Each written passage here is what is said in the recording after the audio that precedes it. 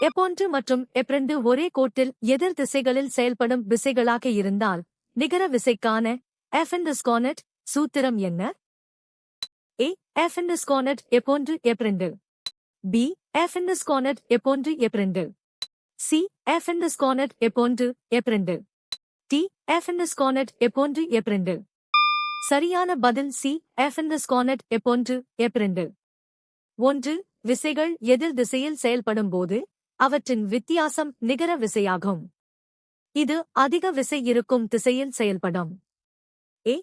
ஒரே திசையில் செயல்படும் போது விசைகளை கூட்ட வேண்டும். B. விசை கணக்கீட்டில் வகுத்தல் முறை பயன்படுத்தப்படுவதில்லை.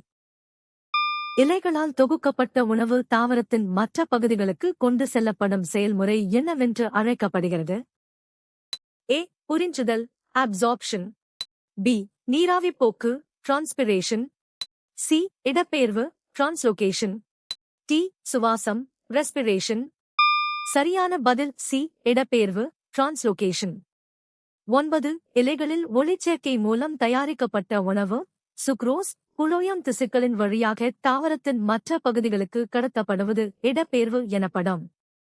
இது ஆற்றலைச் செலவழித்து ATP நடைபெறும் ஒரு செயலாகும்.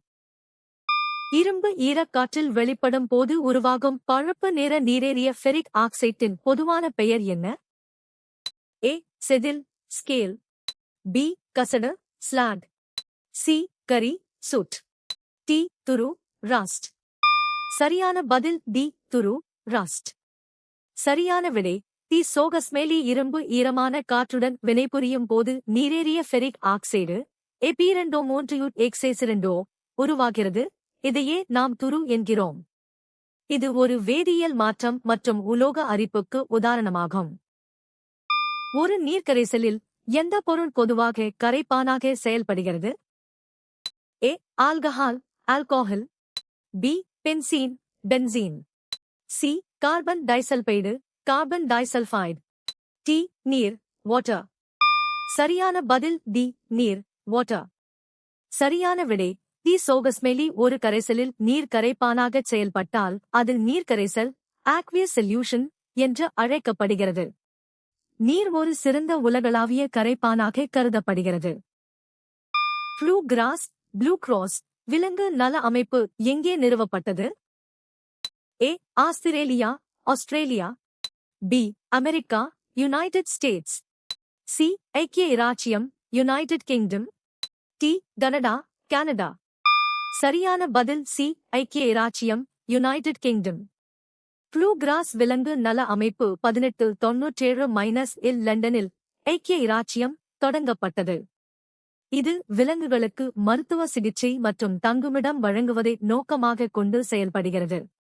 A. ஆஸ்திரேலியா இவ்வமைப்பின் பிறப்பிடம் அல்ல. ஒரு சாதாரண மனித கண்ணின் தெளிவான பார்வையின் வரம்பு என்ன? A. 10 சென்டிமீட்டர் முதல் 50 சென்டிமீட்டர் வரை. B. 0 செமீ முதல் 25 சென்டிமீட்டர் வரை. C. 25 சென்டிமீட்டர் முதல் 100 சென்டிமீட்டர் வரை. D. 25 சென்டிமீட்டர் முதல் முடிவிலி வரை. சரியான பதில் D. 25 சென்டிமீட்டர் முதல் முடிவிலி வரை. 1. ஒரு சாதாரண மனித கண்ணால் 25 சென்டிமீட்டர் அண்மை புள்ளி முதல் முடிவிலி சேய்மை புள்ளி வரை உள்ள பொருட்களை தெளிவாக பார்க்க முடியும். 2. கால்சியம் எந்த வகை அத்தியாவசிய ஊட்டச்சத்திற்கு ஒரு எடுத்துக்காட்டு? A. கொழுப்பு fat. B. Carbohydrate carbohydrate. C. புரதம் புரோட்டீன். T. தாதுக்கள் மினரல்ஸ். சரியான பதில் D. தாதுக்கள் மினரல்ஸ். 9. கால்சியம் என்பது எலும்புகள் மற்றும் பற்களின் உறுதிக்கு தேவையான ஒரு முக்கியமான தாது உப்பு மினரல் ஆகும். இது உடலின் பல்வேறு வளர்சிதை மாற்ற பணிகளிலும் முக்கிய பங்கு வகிக்கிறது. தனிநபர்களிடையே ஒரே மாதிரியாக இருக்கும் 99% DNA வரிசைக்கான சொல் என்ன? A. தண்டு cell DNA stem cell DNA. B. மொத்த மரபணு DNA bulk genomic DNA. C. VUNTRகள் VNTRs. T. துணைக்கோள் DNA சாட்டலைட் DNA. சரியான பதில் B. மொத்த மரபணு DNA பல்க் ஜெனமிக் DNA. 9. மனிதர்களிடையே 99% டிஎன்ஏ வரிசைகள் ஒரே மாதிரியாக இருக்கும். இது மொத்த மரபணு டிஎன்ஏ, பல்க் ஜெனமிக் டிஎன்ஏ என்று அழைக்கப்படுகிறது. மீதமுள்ள 1% மட்டுமே தனிநபர்களுக்கு இடையிலான வேறுபாடுகளை தீர்மானிக்கிறது. பின்வருவனவற்றில் துண்டாதல் மூலம் உடலியல் ரீதியாக இனப்பெருக்கம் செய்யும் உயிரினத்திற்கு எடுத்துக்காட்டு எது? A. எபிஃபைட்டுகள், epiphytes. B. Spirogyra, spirogyra. C. Lichen, lichen. D. பூக்கும் தாவரங்கள், ஃப்ளவரிங் பிளான்ட்ஸ். சரியான பதில் B. ஸ்பைரோகேரா, ஸ்பைரோஜைரா. 10. ஸ்பைரோகேரா என்பது ஒரு இழை வடிவ பாசி. இது அதன் உடல் சிறு துண்டுகளாக உடைந்து ஒவ்வொரு துண்டும் ஒரு புதிய உயிரினமாக வளரும் துண்டாதல் முறையில் இனப்பெருக்கம் செய்கிறது. இது ஒரு வகையான பாலிலா இனப்பெருக்க முறையாகும். ஒரு நடுவர் ஒளிச்செறிவை சரிபார்க்க எந்த கருவியை பயன்படுத்துகிறார்? A. Ammeter, ammeter. B. ஒளிமானி, photometer. C. Voltmeter, voltmeter. D. வெப்பமானி, தெர்மோமீட்டர். சரியான பதில் B. ஒளிமானி, ஃபோட்டோமீட்டர். 5. சரியான விடை B. சோகஸ்மேலி ஒளிமானி, ஃபோட்டோமீட்டர் என்பது ஒளியின் செறிவை அளவிட பயன்படும் ஒரு அறிவியல் கருவியாகும். கிரிக்கெட் போன்ற விளையாட்டுகளில் போதிய வெளிச்சம் உள்ளதா என்பதை நடுவர்கள் இதன் மூலம் உறுதி செய்கின்றனர். சிறுமூளை உடலில் என்ன பங்கு வகிக்கிறது? A. அனிச்சை செயல்களின் கட்டுப்பாடு. B. முடிவெடுத்தல் மற்றும் படைப்பாற்றல். C. நரம்பு மற்றும் நாளமில்லா அமைப்புகளை இணைத்தல். D. உடல்நிலை மற்றும் சமநிலையை பராமரித்தல். சரியான பதில் D. உடல்நிலை மற்றும் சமநிலையை பராமரித்தல். சரியான விடை D. சோகஸ்மேலி சிறுமூளை தன்னிச்சையான தசை இயக்கங்களை கட்டுப்படுத்துவதோடு உடலின் சமநிலையை பராமரிக்கிறது. இது நடக்கும்போது அல்லது ஓடும்போது உடலின் நிலையை போஸ்டர் சீராக வைக்க உதவுகிறது. யூரியா முதன்மையாக விவசாயத்தில் எதற்காக பயன்படுத்தப்படுகிறது? A. ஒரு பூச்சிக்கொல்லியாக as a pesticide. B. ஒரு பூச்சிக்கொல்லியாக as an insecticide. C. ஒரு களைக்கொல்லியாக as a herbicide. D. ஒரு உரமாக as a fertilizer. சரியான பதில் D. ஒரு உரமாக as a fertilizer. சரியான விடை D. சோகஸ்மேலி யூரியா என்பது 46% நைட்ரஜன் சத்து கொண்ட ஒரு மிக முக்கியமான கரிம வேதியியல் உரமாகும்.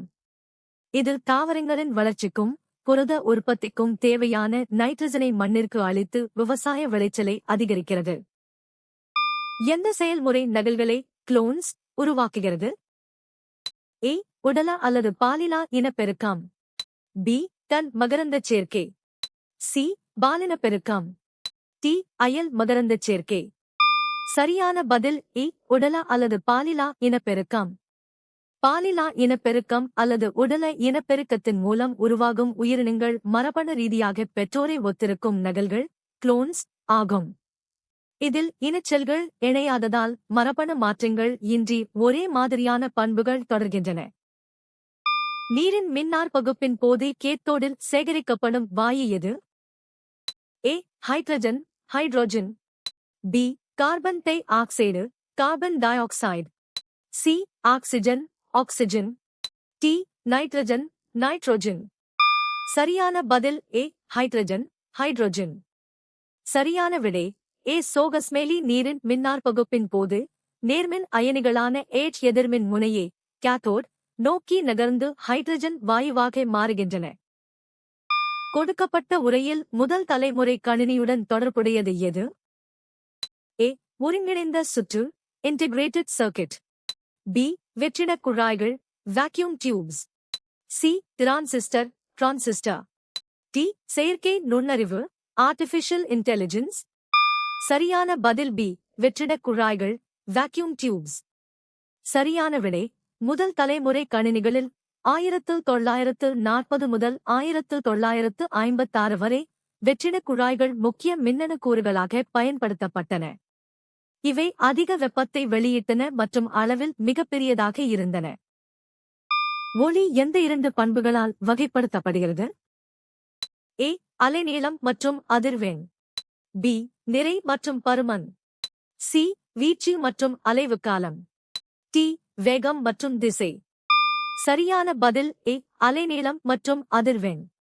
சரியான விடை ஏ. சோகஸ்மெலி. ஒளி என்பது ஒரு மின்காந்த அலை என்பதால் அது அலைநீளம் வேவ்லெந்த் மற்றும் அதிர்வெண் ஃப்ரீக்வென்சி ஆகிய 2 முக்கிய பண்புகளால் விவரிக்கப்படுகிறது. ஒளியின் நிறம் அதன் அலைநீளத்தை பொறுத்தே அமைகிறது. உங்களிடம் இல் ஒரு வாயுவின் கன அளவு இருந்தால் மோல்களின் எண்ணிக்கையை கண்டறிய எந்த கருத்தை பயன்படுத்துவீர்கள்? ஏ. கரைதிறன் கருத்து solubility concept. பி. மோல் கருத்து மோல் concept. சி. pH கருத்து pH concept. டி. அடர்த்தி கருத்து density concept. சரியான பதில் பி. மோல் கருத்து மோல் concept.